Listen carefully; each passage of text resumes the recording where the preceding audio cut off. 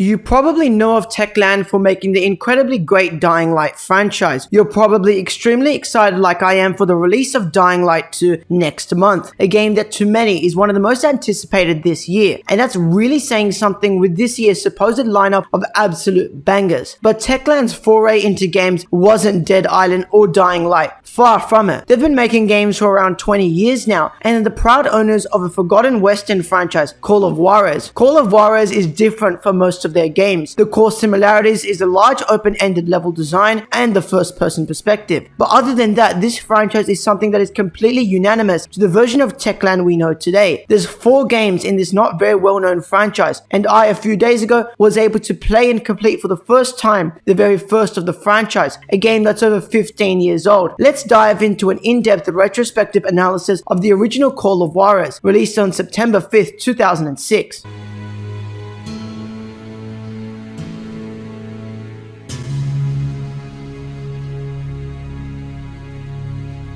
Call of Juarez in many regards feels and looks its age. Despite this, in its overarching architectural design and graphical fidelity and environmental variety, the game does quite well. I often saw myself not really complaining about the game's graphics. Instead, in some scenarios, I look down and gaze upon the world of the West, the beautiful and barren utopia of America's most dangerous age, a realization of the nuanced reflections of the late 1800s in Texas, a state which was home to many of what we know as the Wild West era of America today. The vistas upon mountains, the details within towns, and even going to Mexico at the very end of the game had this level of absolute authenticity in its design and complexity. Each area was designed in a retrospect that felt correct in the notions of how it probably looked in that age. Mexico was an unclaimed gold mine, a desert with endless opportunities for rags and for riches, and this is certainly represented in the game's short time of exploration within the area of Mexico provided. The architecture of buildings and the interiors also correlated well with the change of the country and of people. It perfectly resonated as a concurrent realization of Mexico in the late 19th century. Of course, textures and some closer details of interior and of the environment as a whole definitely don't hold up in most aspects today, but it's nothing annoying or enough to take you out of the immersive state that the game tries to settle you in. For many of these older games, the best way to understand and truly derive the best experience from them is to look at them in a lens of the time that they came out. It's got to be in complete parallel with the time of its release and also the games that came out in that era. It might not look the best compared to some of the games out there, especially in 2006. I don't think in a graphical connotation it represented the greatest of the industrial art of graphical fidelity like Gears of War, Okami, and the Elder Scrolls 4, but that never, in my 8 hours of playing in this world of variety, took away from the wider experience that the game is offering. It brings you in well and does so in a way that is respectable. Also, I really enjoyed the fact that there was a remarkable sense of environmental variety, something some games can be lacking even today. Every 2 levels or so, I'd expect to end up in a completely new environment, and this was refreshing to the gameplay and to the exploration as a whole, as the game took you through these different environments in sequential order that didn't feel forced and flowed extremely well with the game's narrative pacing and made the gameplay loop not become redundant. From a town to a train to the mountaintops to riding through a river chasing a carriage to going into a fortress within Mexico, I enjoyed the complexity and variety that the game offered through its large open-ended 15 levels. Briefly, let's touch upon the basis of the game's sound design. The guns and explosions sound alright. They're not monumental as something as Red Dead Redemption 2's weapon sound effects and explosion sounds, but the sound design of the game in general does hold up well. It still has this level of authenticity that is so important in a game set in such an era like the Wild West, and the sound design did well to elevate the overall gameplay and the way the world felt. The world was helped dramatically by the sounds of shots from the revolvers, shotguns, and rifles, and the various explosions were also fitted with good audio design that made them essential to the game's overall immersion and atmosphere and in the gameplay sections themselves. For the music, it's nothing special unlike Red Dead Redemption 2, and it's got no memorable themes that I could personally think of. Despite that, it's not a bad soundtrack at all. It's just very stereotypical at the standpoint of a Western era setting, and it doesn't do anything to change the tropes of the music in its diversity and just sticks to what always always works when a game or movie is set in this era. A little disappointing as Clint Eastwood's movies and Red Dead Redemption truly revolutionized and innovated upon the basis of Wild West music and made it into their own things, which is what I hoped would have been the case for Call of Juarez's OST. It's not entirely a big deal, but sometimes I'd feel that the game also repeated the same soundtrack so many damn times in gameplay that it started to feel truly repetitive and annoying. Overall, the soundtrack is okay, but after playing and watching westerns with such incredible music concurrent with the time that they're set in, Call of Juarez isn't anything to boast about musically.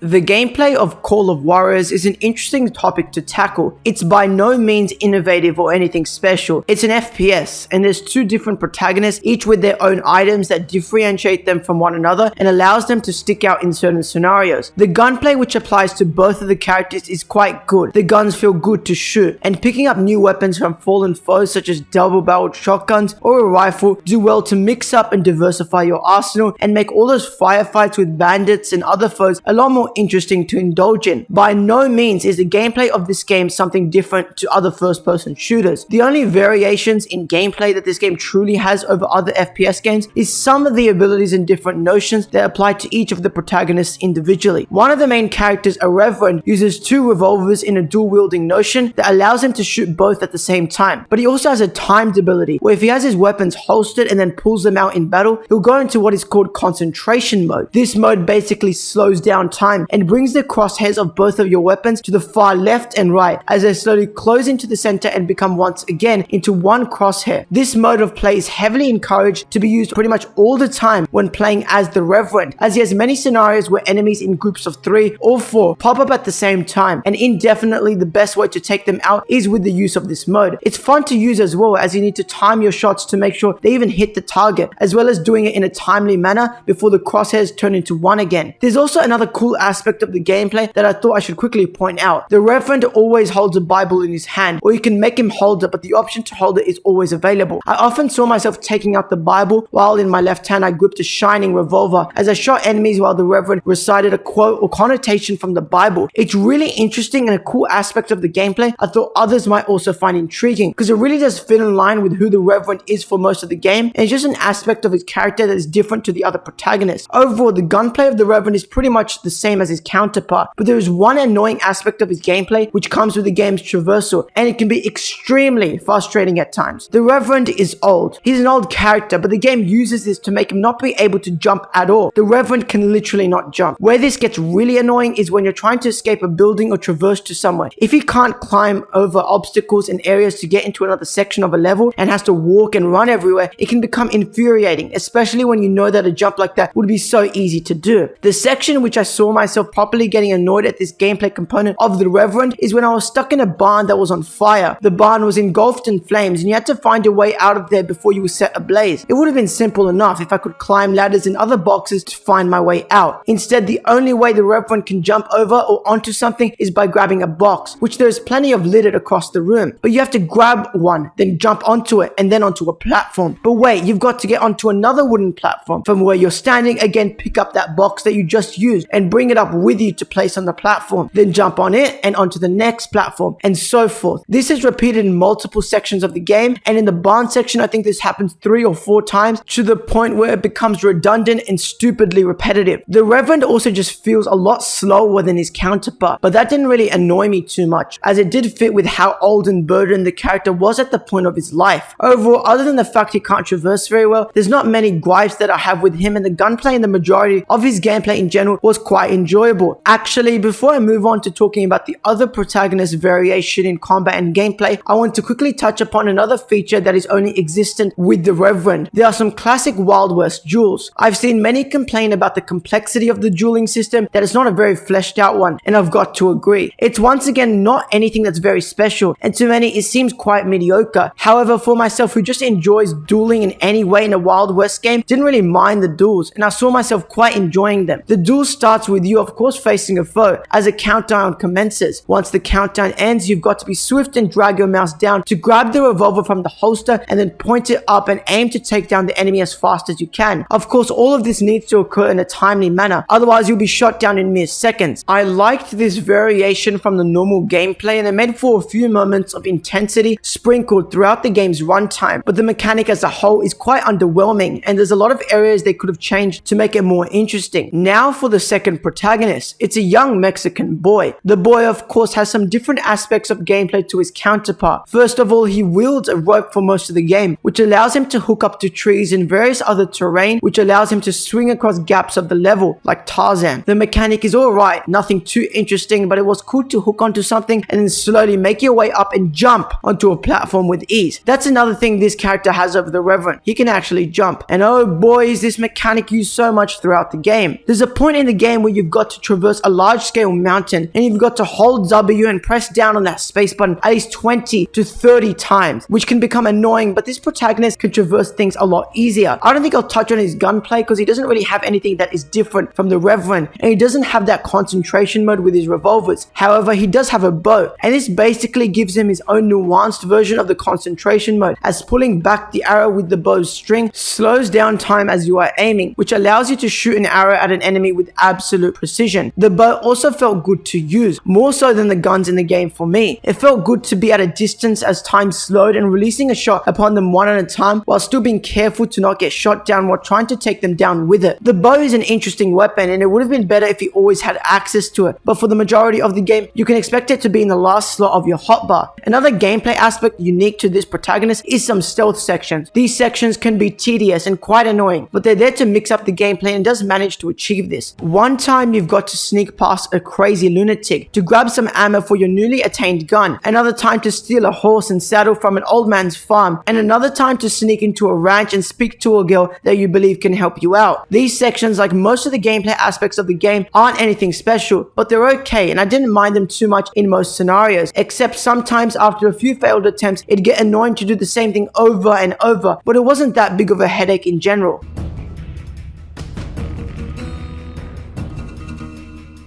There will be full-blown spoilers in this section of the video, so I do not recommend you watch this part of the video until you've actually completed the game for yourself. The game starts out as the first protagonist, Billy, a young Mexican boy who had run away from home because of constant beatings from his stepfather. However, he decides to return home to converse and reconnect with his mother, who lives on a small farm just outside of his hometown. However, as he makes his way there, he's ridiculed by the sheriff and by others in the town, and this eventually leads him to getting chased around by the town's recipients due to some illegal activity that he had supposedly conducted. Once he escapes, he finds himself a gun and some ammo and goes off to his parents' house. However, when he gets there, he finds the body of his stepfather and his own mother. That's when the game has its first character switch, something it does quite a lot throughout the rest of the game. You go to where you went as Billy, but now you're playing as Reverend Ray, and from what you see, it seems as if Billy committed the murders. Ray starts to chase after him, but Billy manages to get away for now. Ray goes back to his church and grabs out weapons from an old chest hidden within the church. He explains the fact that he used to be a famed outlaw 20 years ago and is tapping back into his past. But he is pretty delusional. He thinks God has given him this power to hunt down and kill everyone in his way to find Billy. He believes that he's some sort of catalyst for God's will, and this gives him the unique sense of character complexity that I really enjoyed whenever it came up. Billy, on the other hand, is the one that's on the run for the entire game. From Ray, from bandits, just away from all the chaos ensuing. He eventually gets to his old lover's house, a character named Molly, who he thinks can help him get out of the sticky situation. But Ray, who teams up with some unknown bandits, invades the ranch, thinking they are thieves and that they need to be eliminated by his hand. So he proceeds to kill every person on the ranch, and Billy again escapes. He wants to chase after him, but finds out that the people he'd been teaming up with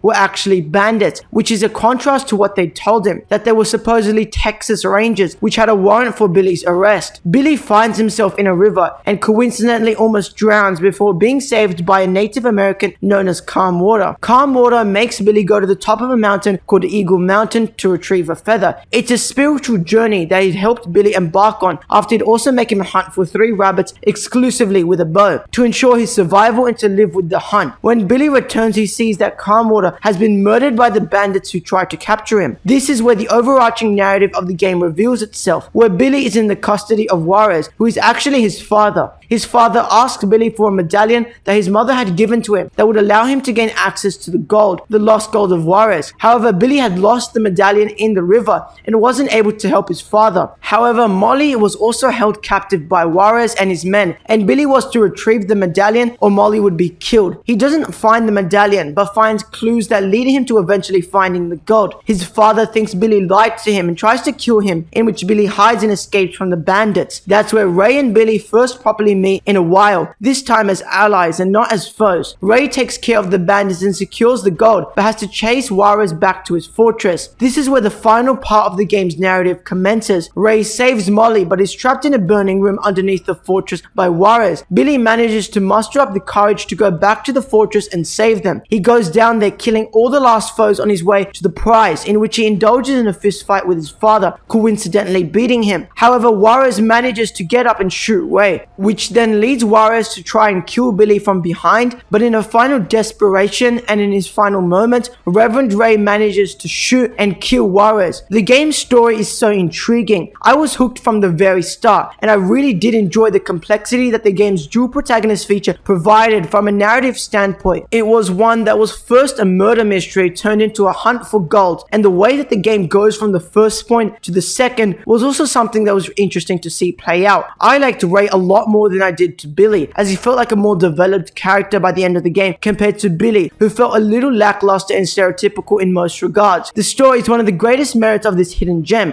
and one that I think most will enjoy if they choose to indulge in. Before I started the game, I was a little worried that the game's narrative would be one that followed a stereotypical guideline, yet instead it was able to deviate from the normal tropes of the genre and was able to weave a narrative that was compelling and unique to others told within the genre. It's an enjoyable story, and I recommend this game to most in part due to the game's large emphasis on its characters and narrative, which is truly one of the greatest aspects of the game in its entirety.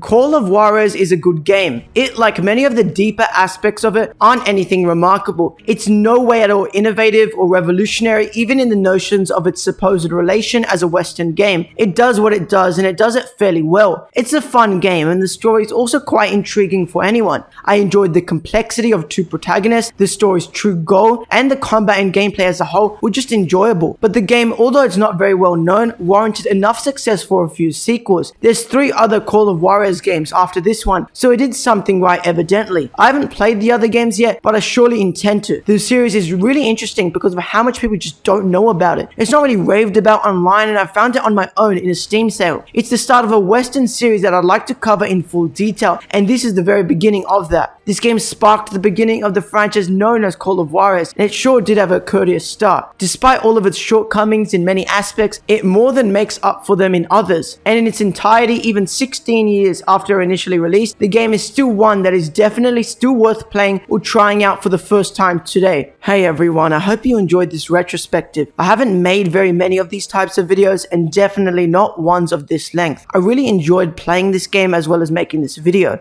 I'm honestly not expecting this video to do well at all, because this game is not at all popular. I hadn't heard literally anything about the game until I started playing it for my review. However, if the video does well in retrospect to the popularity of the game, I'd like to cover the rest of the Call of Juarez series in separate retrospectives. For my next video, other than my normal reviews, I'd like to do a retrospective on Epic's underrated FPS, Bulletstorm. I'm currently playing through the game, and a retrospective of that should be out in a week or so from now. Quickly as well, thanks for all the support in general. As of recording, we're at around 720 subs. I'd hope to hit 800 by the end of February, a goal I think we can definitely reach. But for the meantime, I'm working on a bunch of new and interesting content for all of you to consume. Anyway everyone, that's all from me for today's retrospective. I hope you all have a fantastic day and an awesome week. Peace.